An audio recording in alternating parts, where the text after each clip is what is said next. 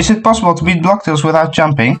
No, it's not. But how many jumps does it take to beat Blocktails? The answer to this question isn't as straightforward. So in this video, I'll be routing the game to beat Blocktails with the least amount of jumps possible. But before we begin, we have to set some rules. 1. I will only count something as a jump if it's a result of the spacebar being pressed. And because of that, I will not count trampolines or any other thing like that makes you change elevation. Because we are trying to prevent ourselves from jumping. And if this rule wasn't here, the amount of jumps would significantly increase.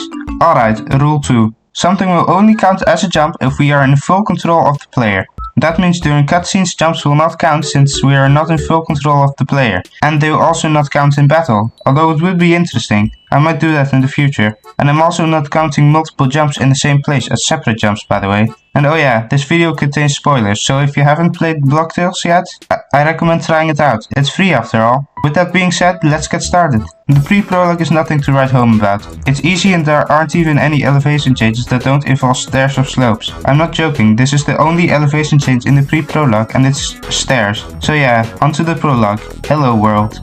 So after walking to Roblox HQ and climbing up these stairs, we have to fight Red and Blue and it's incredibly easy. After we fight Red and Blue, Zelensky sends us on a quest to retrieve all the sword fights on the hide swords. But not long after, there's this section that is too big to walk up. Now we're stuck, so we'll have to use our first jump here. Just kidding, by dashing at just the right distance we can actually make it over the hill. So after that we are faced with the trampoline, which we stated in the rules is fair game. And because all these steps are the same height we can move on to the next area, which is almost fully possible without jumping. The only jump we have to do is here, because we can actually make it onto the bush by doing something I had no idea was even possible. I guess dashing is our best friend now. Now we can resume and we'll add 1 to the jump counter so we can keep track of the amount of mandatory jumps throughout the game. I'll add this on screen every time we have to do a jump. But anyway, we can get to the boss fight with Nubador and Red and Blue just fine. And after beating the boss, we have to cross this river by dashing, which after some trial and error is surprisingly possible without jumping. Next we enter the cave and begin chapter 1, storming the castle. And the cave is also easy to traverse without jumping. And we can also get the line bounce card here, which I didn't use much in this playthrough, but can be really useful. We do have to jump up this ledge at the start of the icy caves. As you can see, my footage got a little corrupted, but we can make it up with only a single jump. After that we can simply climb up these ladders and before we know it, we face off against the Supreme Ant. Now we finally entered Road Town and here we can gear up, get some supplies, such as the snowball card in the secret area, and the minimize card, which will be useful later. And of course in Road Town we don't need to jump at all. So after talking to Mayor Monty and after accepting some cookies, we head off to save his accountant Jim. And climbing Mount Blackrock isn't an issue, because the terrain is very sloped and maybe even accessible to a wheelchair user. Except this box right here. Don't go for it if we want to avoid relogging. So we reach Blackrock Castle and find that the path is blocked and the alternate entrance is blocked by a stack of dynamite. Or are they breakable blocks? I honestly have no idea. But we need to get to Blackrock Castle to get the ice dagger guarded by the Cruel King. So we continue in search of accountant Jim, who is lost somewhere up this mountain. This hiking trail is completely possible and after that we face the banished knight. After we defeat him, we continue on the trail and the only tricky part is this ledge. And it's not really that bad. We can beat it with our little dash trick from before. Not long after, we find Jim under a pile of dynamite. And here we can also get the dynamite card. So after going back to Blackrock Castle, we sneak into the entrance blocked by dynamite. And this whole castle area is possible without jumping. That is until we reach this part, where we need to hit these pillars with the ball. But they are too high to dash onto, so we have to take a major L and add this, and this to the counter, which is a total of 3 mandatory jumps. Luckily the rest of the castle is possible without jumping, and after defeating the Cruel King, we move on to chapter 2, A Toxic Time.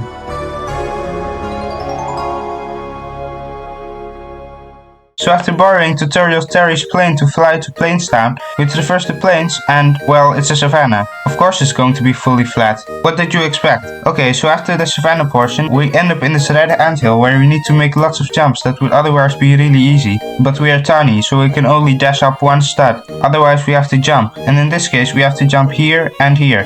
And we can actually dash over this third gap at the entrance. And we actually have to jump here, but the rest of this room is also without jumping. In this room we have to perform a sequence of jumps, which surprisingly it's possible to dash over all of these gaps. No, mosquito! After defeating the mosquito swarm, we found this rock, and in the cutscene we actually jump. But since I won't count cutscenes, we won't add one for this jump. And after that, we leave the end cave with a total of 3 jumps. Somehow less than I was expecting. And now we are traversing the jungle until we get to Turtropolis. But on the way, we have to jump up this ledge, which is just one step too tall to dash onto. So now that we are in Turtropolis, we can rest a bit or progress with the story, and I chose the second option. So Griefer Brad has kidnapped the mayor and is in possession of the Venom Shank, which we are trying to get since we have to get all the sword fights on the Height Swords. We chase after Brad with his conveniently placed jeep that we use to traverse into the rainforest, and on the way we casually run over Bigfoot. We can easily cross this river in the rugged rainforest, but we need to get to this upper ledge, and doing so requires adding 3 to our jump counter. Luckily they added this plank so it doesn't become 4 from this single area. After that, we blow up all this dynamite Brad spawned in and accidentally wake up a Komodo dragon. After defeating it, she finds out we're actually nice and gives us a power up that will help a lot with this challenge. The rocket boots. See, earlier we had to either jump over gaps or hope is possible while dashing, but now we can just float across gaps with no problem. After a lesson from Terry teaching us how to use them properly, we progress to the next area with another platforming challenge. We have to jump from lily pad to lily pad, and we can walk onto the first one, then we jump 3 times before dashing onto the other side of the river. But as you can see here, I actually didn't use the rocket boots, so we could potentially skip a few more jumps if we use them. So we're going to come back to this at the end of the video to see if we can shave off some jumps here. For now though, there are some platforming challenges that are designed around the rocket boots, and after that we can traverse the rainforest normally. We come across Brad, and after defeating him, we found a new sword that helps us progress, since the way to chase after Brad is blocked by these plants that our wooden sword can't break. And after some more traversing, we find Bigfoot and fight him for the possession of the elusive iron sword. Anyway, now we can break these plants and pursue Brad, who is still running. Okay, so I don't know what happened to my footage beyond this point, but it's just a black screen with just the audio remaining. Thanks a lot, Xbox Game Bar. Okay, so after I completed this challenge, I went back and recorded the footage. So yeah, back to the video. Okay, so the Sacred Hollow Tree is possible to climb with only 1 jump, and thanks to the rocket boots, we can cross these gaps we otherwise would have to jump over. The jump we have to do is here, and with that we completed the chapter. After going back to Sedleski, he sends us on another quest to Telemon's Manor to retrieve the Ghost Walker, and here begins chapter 3, All Hallows Eve.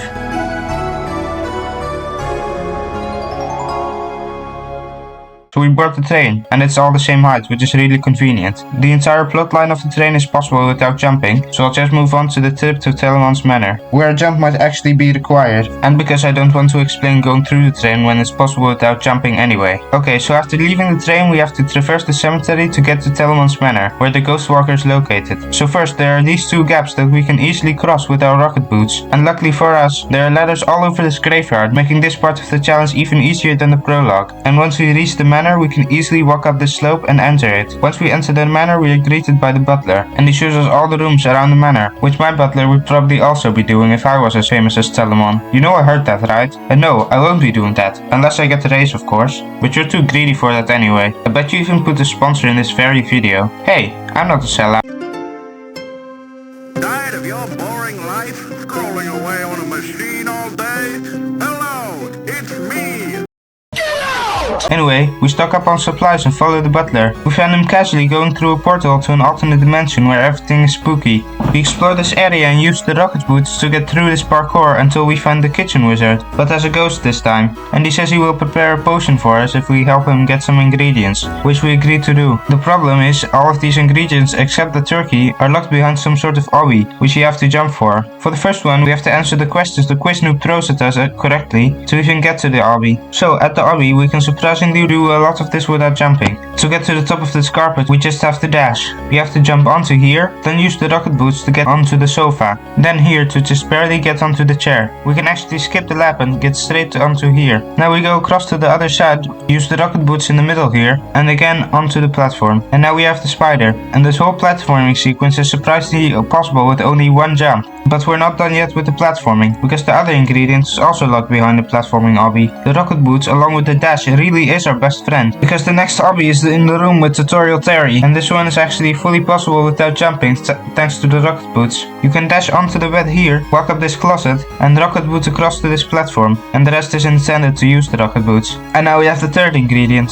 dust. I already have the turkey, here's the footage if you want to see it. But back at the kitchen wizard, we now have the ghost potion, so we can progress, and after switching these statues, we face off against the slasher who is guarding an upgrade to our ball. Next is another platforming challenge where you normally have to jump from platform to platform and use the ghost potion in between. But since we can't do that, I thought of a genius solution. A rocket boot across to the first platform, drink the ghost potion, rocket boot to the next platform, and do this cycle until you reach the other side.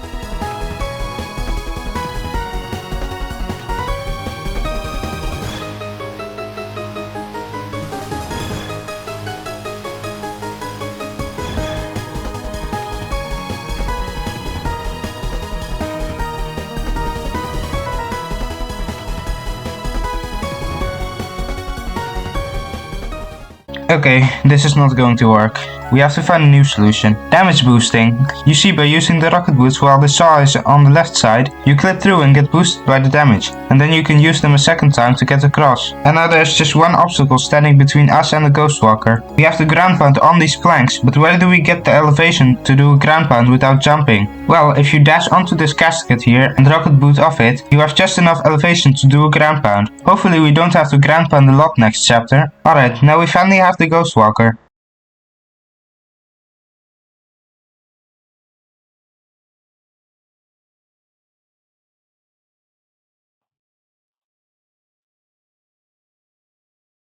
Yes, there's still half a chapter left, for all you people who ignored the spoiler warning. So now I want to take a break from the main story and go back to the lily pad challenge from earlier, because this challenge is actually possible without jumping if we use the rocket boots. The timing is really hard, but if you rocket boots just at the right time, you can actually get through to the next lily pad, and after that you can also rocket boot over to the other side of the river. Okay, back to chapter 3. So the dream world is mostly flat or has no elevation changes besides ladders or loading zones. The first area is easy, and with the greed down we move on to the solitude, who has even less elevation changes than the path leading up to greed. After this little minigame we face off against solitude. He's also easy, and I just used red and blue to cheese the fight. Next we have to give in to fear, and here there's actual elevation changes, but they're all still possible without jumping, so that's epic. Also, this OST is absolutely amazing, just listen to it.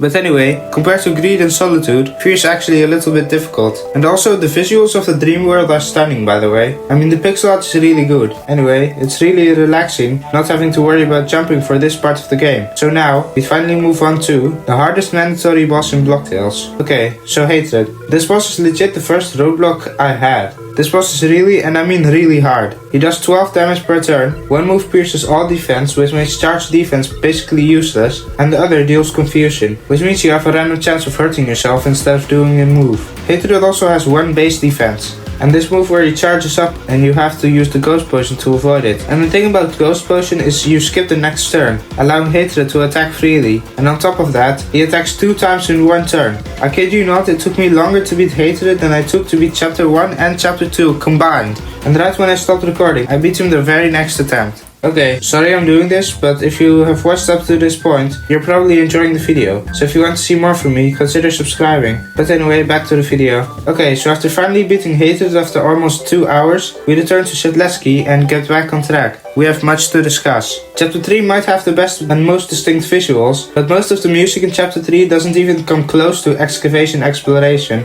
I don't think I can name a single track that I dislike. Obviously Funky Battle was great in chapter 3, but this is a standard for chapter 4, and that's why it's my favorite. I just enjoy listening to the soundtrack while studying. I even have a playlist if you want to check that out. But anyway, once we are in the desert, remember when I said Mount Blackrock was probably accessible to someone in a wheelchair? Well, I think if the ground here was solid, it actually would be. easy. So after traversing the desert without jumping for a little while because of these conveniently placed slopes, after some traversing there's this section where you can easily use the rocket boots to make it across these gaps where you were otherwise supposed to jump over. And after getting out of this cave, the boulder moves for us and we can make it up to this part. Once again, this doesn't count as a jump because we are not pressing the spacebar. How devilish. Okay, now that we finally reached the ancient tomb and can hear one of the best soundtracks in the game, we have a few problematic sections. The first one I was easily able to damage boost through, just make sure you have enough healing items, but the second one?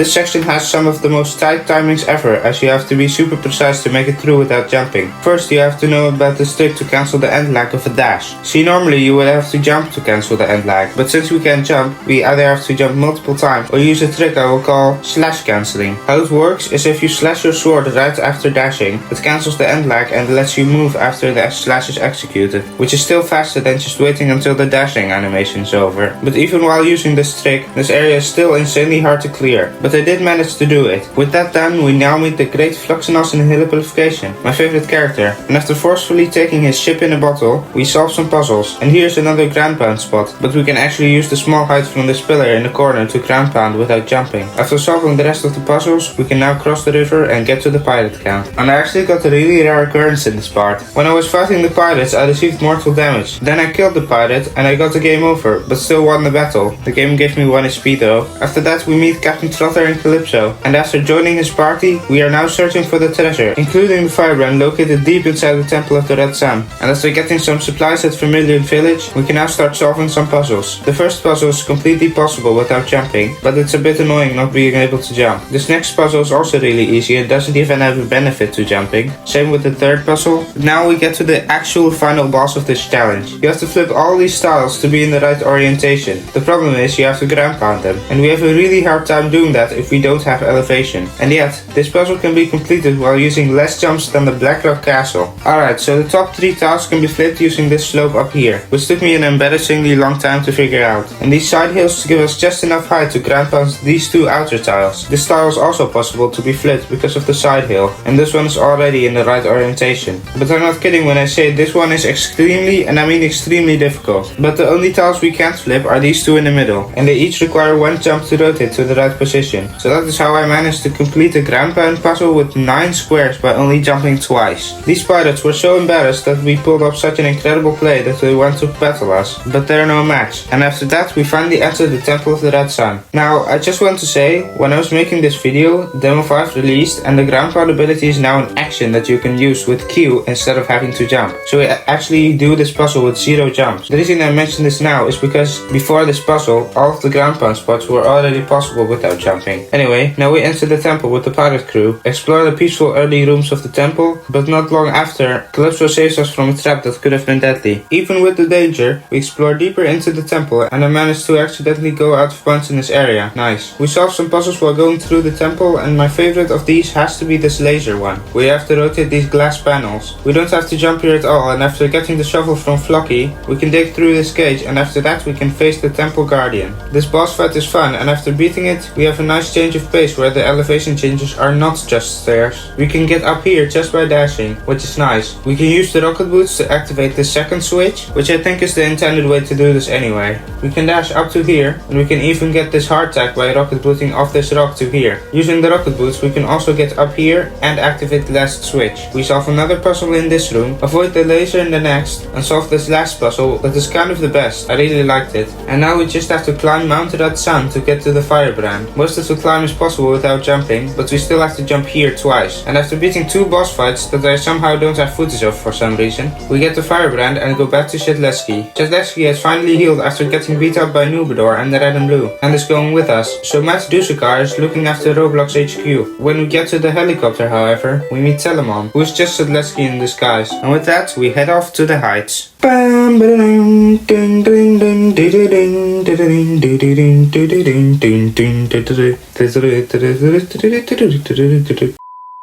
In the heights, we can explore the town, and after that we traverse to find the wizard who Telamon told us to look for. A lot of the heights areas are easy to traverse without jumping. The most notable area is this one with the quickly disappearing platforms. After that we reach Opticus the Magnificent. We fight him, he gets back pain, he gives us the paintball gun. Pretty simple stuff. Another tutorial from our non-feathery friend. Later, we reach another problematic section where we have to do platforming. This obby is not too hard at the start. You just have to use the rocket boots here, repeat until you are here, then you have to time it so that you land on the retreating platform, which is easy when you only have to do it once, but after climbing up this ladder and using the rocket boots for these jumps, we get to the hardest platforming in this challenge. Timing the rocket boots on one retreating platform might be easy, but getting it 4 times in quick succession, I might as well show you montage.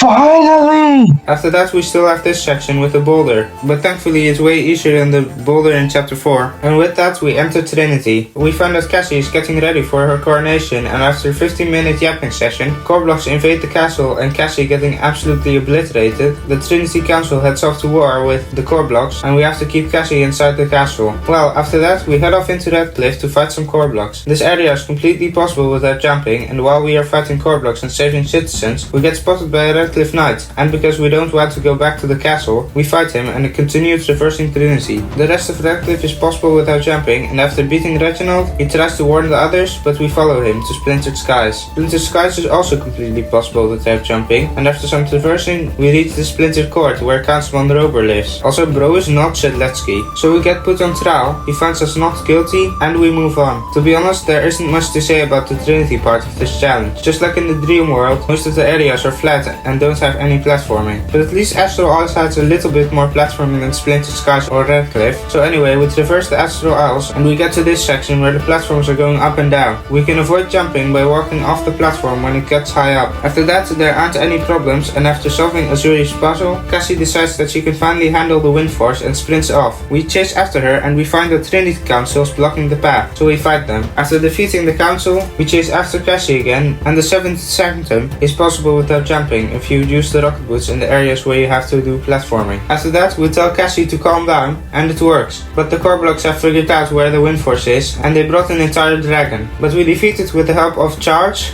Defense, and Ice Dagger. And that is basically the end of this challenge. Cassie accepts that she's not yet prepared to wield the wind force, so she gives us the wind force instead, and the chapter is complete. I had a lot of fun doing this challenge and routing the game with it. And here's a comparison of which chapter needed the most jumps, and which one needed the least.